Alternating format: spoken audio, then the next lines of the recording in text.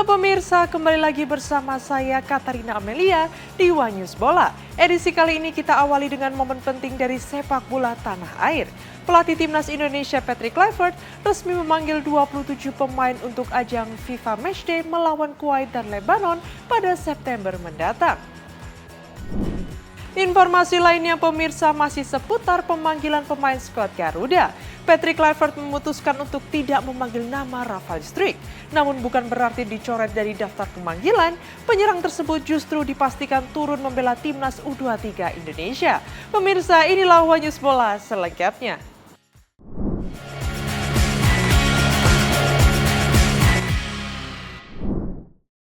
Pelatih Timnas Indonesia Patrick Kluivert resmi memanggil 27 pemain untuk FIFA Matchday September 2025 di Surabaya. Nantinya skuad Garuda dijadwalkan akan menghadapi Kuwait dan Lebanon. Laga ini juga menjadi pemanasan Timnas Indonesia sebelum menatap ronde keempat kualifikasi Piala Dunia 2026 zona Asia.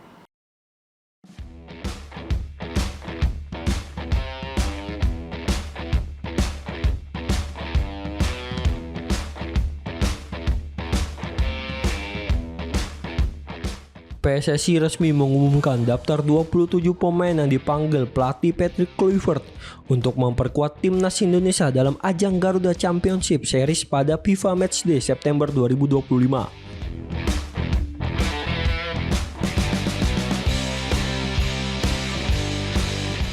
Dua laga uji coba ini akan berlangsung di Stadion Gelora Bung Tomo atau GBT, Surabaya, Jawa Timur.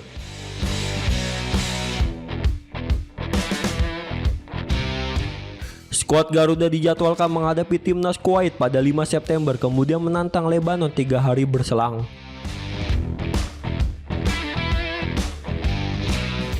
Turnamen mini ini sekaligus menjadi ajang pemanasan sebelum tim Merah Putih berlaga di putaran keempat kualifikasi Piala Dunia 2026 zona Asia pada Oktober mendatang. Dari daftar yang dirilis, sejumlah nama penting absen. Kiper utama Martin Paes tidak masuk skuad karena cedera, begitu juga dengan striker Ole Romeni. Sebagai gantinya, Kluivert memanggil Hernando Ari, Emil Audero, dan Adeo Argawinata untuk mengisi pos penjaga gawang. Di lini belakang, dua bek langganan Asnawi Mangkualam dan Pratama Arhan juga tidak masuk daftar. Posisi mereka diisi oleh deretan pemain yang tengah tampil konsisten seperti Mes Hilgers, Calvin Perdong, Kevin Dix, Sandy Walsh, Yance Sayuri, Rizky Ridho, Justin Abner, Jaitsos, dan Jordi Amat. Untuk sektor tengah, Kluivert memilih 6 gelandang dengan kombinasi pemain lokal dan naturalisasi. Mereka adalah Ricky Kambuaya, Tom Hai, Marcelino Ferdinand, Mark Locke, dan Nathan Choaon.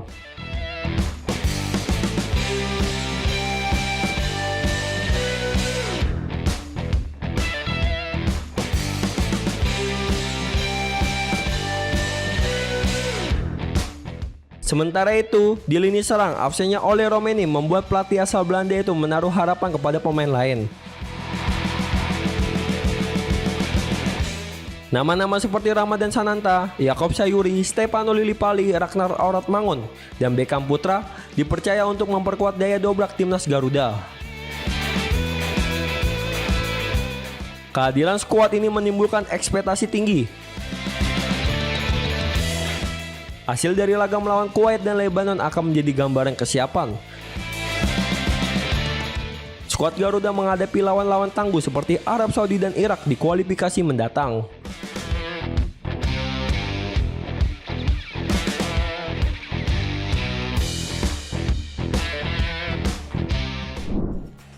Masih seputar pemanggilan pemain skuad Garuda.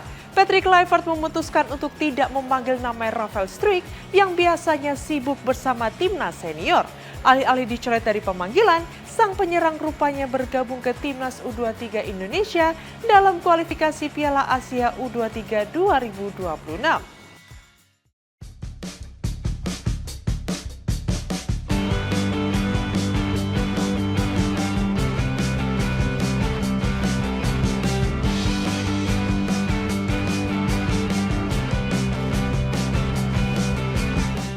Pelatih Timnas Indonesia Patrick Kluivert resmi memanggil 27 pemain untuk membela Timnas Indonesia pada FIFA Matchday menghadapi Lebanon dan Kuwait pada September mendatang di Surabaya. Dari daftar pemanggilan kali ini, sektor penyerang menarik perhatian. Kluivert memutuskan tidak memanggil Rafael Struijk dan Ole Romeni. Sebagai gantinya, pelatih asal Belanda itu memanggil Ramadan Sananta, Stefano Lillivali, Egy Maulana Fikri, dan Ragnar Oratmangun. Salah satu alasan ketidakhadiran Ole Romeni adalah karena sang penyerang masih menjalani proses pemulihan cedera.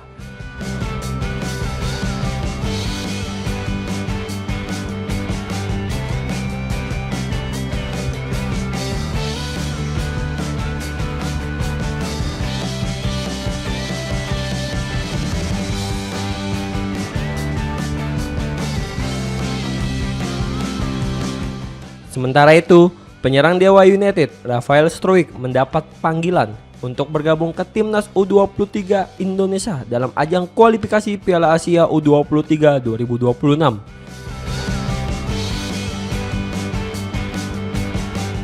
Meskipun sejauh ini Struijk belum mencetak gol bersama Dewa United hingga pekan kedua Super League 2025, pemain keturunan Indonesia Belanda ini tetap dipercaya untuk memperkuat skuad muda Garuda.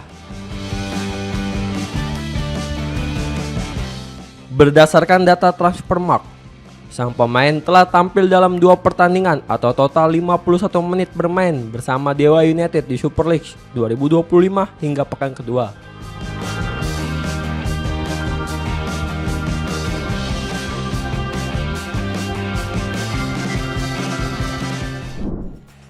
Kabar kurang baik datang dari salah satu pemain andalan Timnas Indonesia. Martin Paes harus menepi dari lapangan karena cedera. Kiper berusia 26 tahun itu harus melewatkan 2 pertandingan FIFA Matchday bersama Timnas Indonesia. Tak hanya itu, dirinya kemungkinan besar masih akan absen saat FC Dallas melawan Son Heung-min di Liga Amerika Serikat.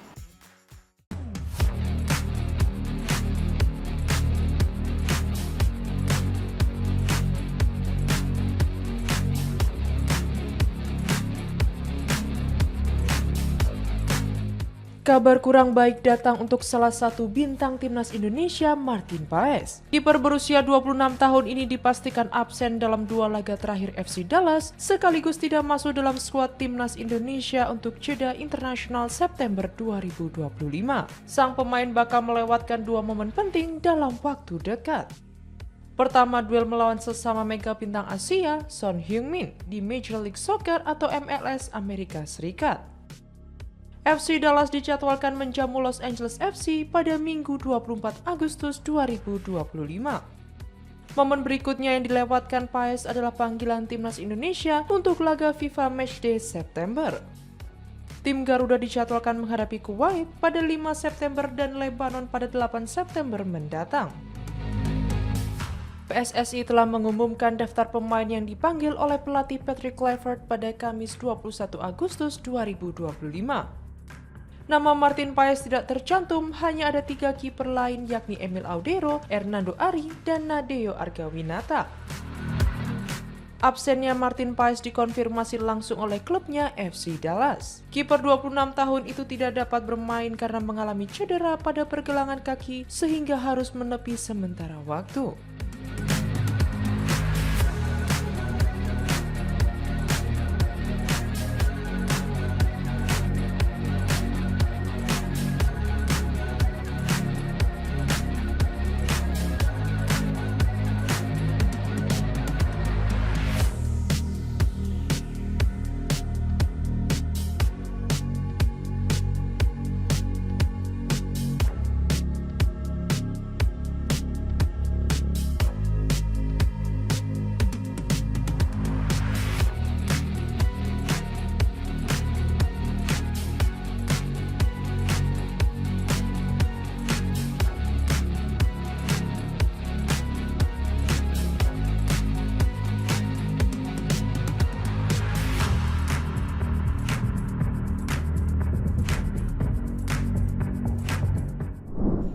Salah satu media Belanda Football Premier mengabarkan bahwa pemain keturunan Indonesia Emiliano Jonathans memutuskan untuk menolak panggilan dari timnas U21 Belanda.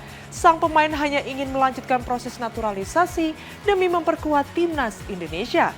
Bahkan dokumen pemain berusia 21 tahun itu sudah berada di Kementerian Pemuda dan Olahraga.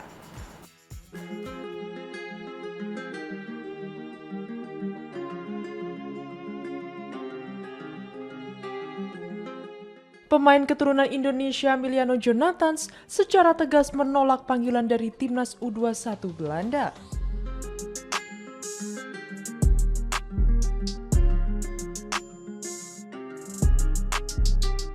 Keputusan ini diambil untuk melanjutkan proses naturalisasi agar dapat membela timnas Indonesia di ajang internasional.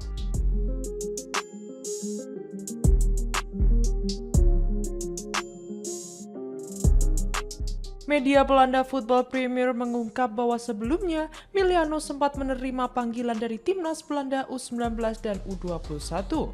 Namun pemain berdarah Depok, Jawa Barat itu memilih untuk menolaknya.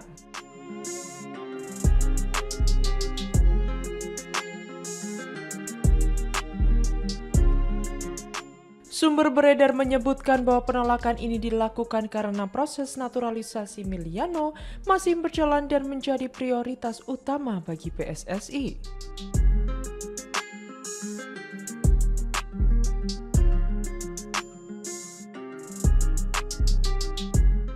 Dokumen naturalisasi pemain berusia 21 tahun ini kini telah berada di Kementerian Pemuda dan Olahraga atau Kemenpora.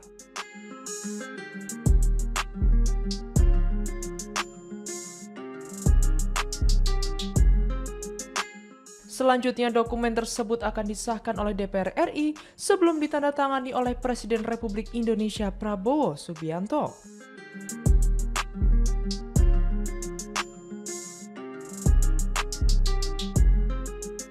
Saat ini Emiliano Jonathans memperkuat klub Belanda FC Utrecht dan sejauh ini telah tampil dalam 13 pertandingan resmi untuk klubnya.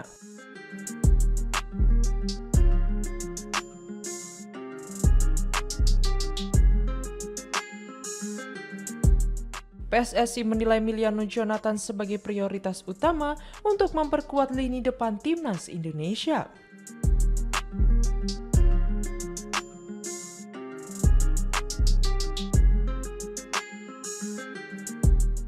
Nantinya ia akan menjadi tandem oleh Romani di lini serang, diharapkan mampu menambah daya gedor tim menghadapi lawan-lawan di putaran keempat kualifikasi Piala Dunia 2026 zona Asia.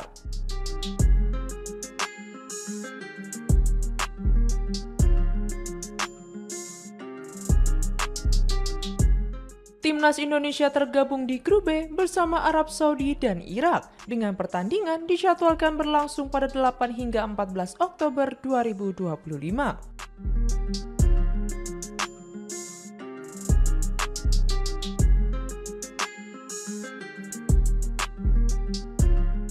PSSI menargetkan timnas bisa lolos ke Piala Dunia 2026 dan kehadiran Emiliano diharapkan menjadi salah satu kunci untuk memperkuat lini depan menghadapi lawan-lawan berat tersebut.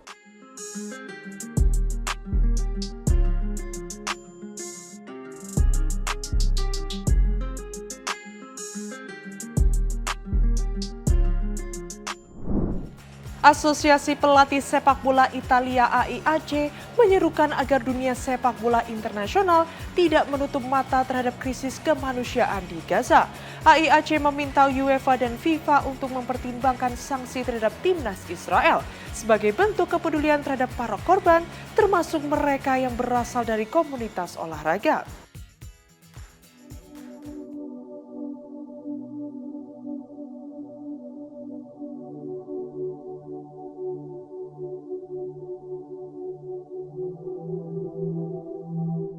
Asosiasi Pelatih Sepak Bola Italia (AIAC) menyampaikan keprihatinan mendalam terhadap situasi kemanusiaan yang terjadi di Gaza.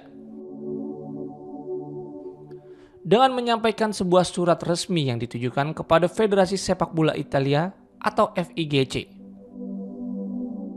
AIAC mengusulkan agar UEFA dan FIFA mempertimbangkan penangguhan partisipasi Israel dari kompetisi internasional.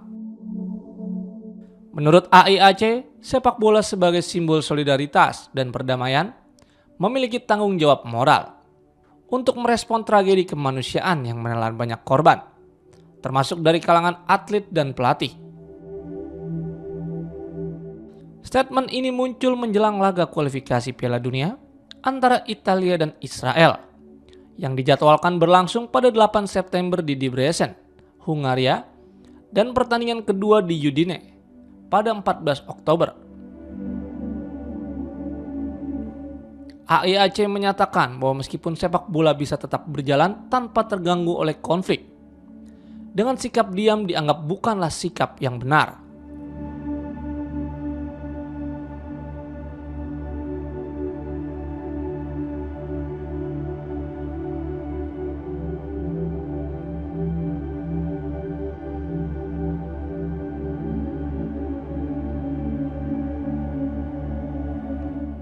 Wakil Presiden AIAC, Giancarlo Camolese, mengatakan bahwa pihaknya merasa terpanggil untuk tidak hanya fokus pada pertandingan,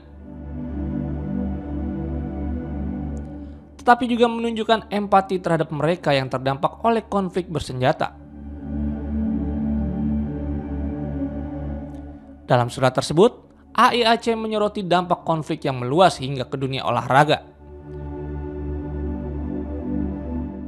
Mereka menyebut adanya pelatih, manajer, dan atlet yang menjadi korban dari kekerasan yang terus berlangsung di sana. Bagi AIAC, ini bukan sekedar persoalan politik, namun ini membicarakan soal kemanusiaan yang harus dijunjung tinggi oleh komunitas olahraga internasional. Dengan meningkatnya eskalasi konflik, AIAC berharap dunia sepak bola dapat menjadi bagian dari suara nurani kolektif yang tidak tinggal diam terhadap penderitaan manusia apapun latar belakangnya. Federasi Sepak Bola Norwegia NFF memastikan seluruh keuntungan dari laga kualifikasi Piala Dunia 2026 melawan Israel pada 11 Oktober akan disalurkan untuk bantuan kemanusiaan di Gaza.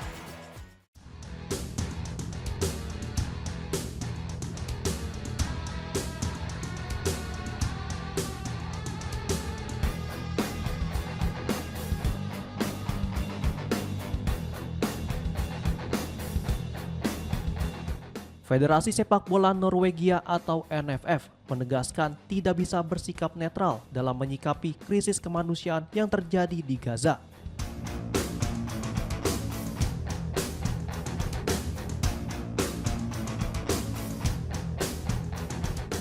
Meski demikian, Israel mendesak Norwegia agar juga mengutuk serangan Hamas, sekaligus meminta dana sumbangan tidak disalurkan ke organisasi yang dianggap terafiliasi terorisme atau isu kontroversial lainnya.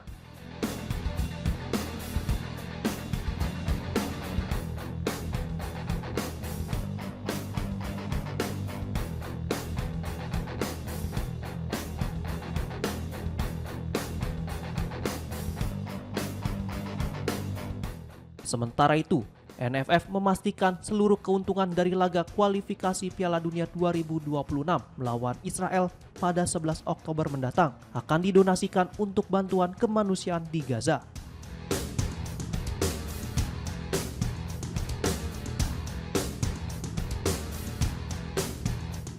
Dana hasil penjualan tiket pertandingan tersebut akan disalurkan melalui organisasi kemanusiaan yang aktif memberikan bantuan darurat di wilayah tersebut.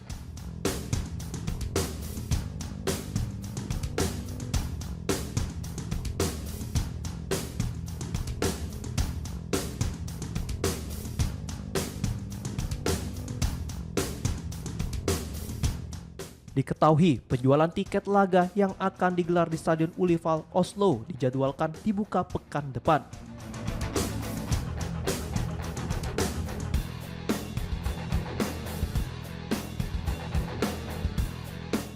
Dari total kapasitas stadion sekitar 26.000 penonton, jumlah tiket yang dilepas diperkirakan berkurang 3.000 kursi untuk alasan keamanan.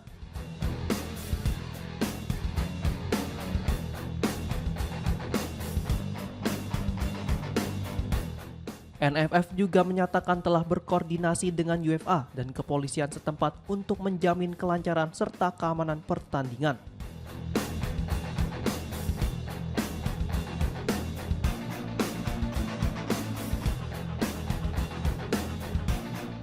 Kemudian Presiden NFF, Liz Klavinis, kembali menegaskan bahwa pihaknya tidak bisa bersikap netral atas krisis kemanusiaan yang berkepanjangan di Gaza.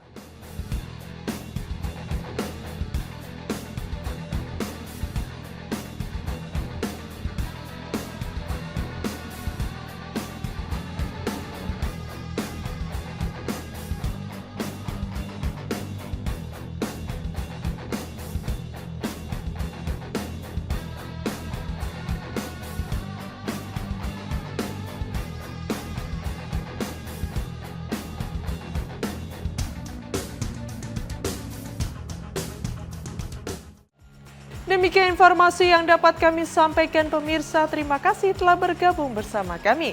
Saya Katarina Amelia dan seluruh tim yang bertugas mengucapkan sampai jumpa di One News Bola berikutnya. Setiap hari pukul 9 malam hanya di kanal YouTube TV One News Corp.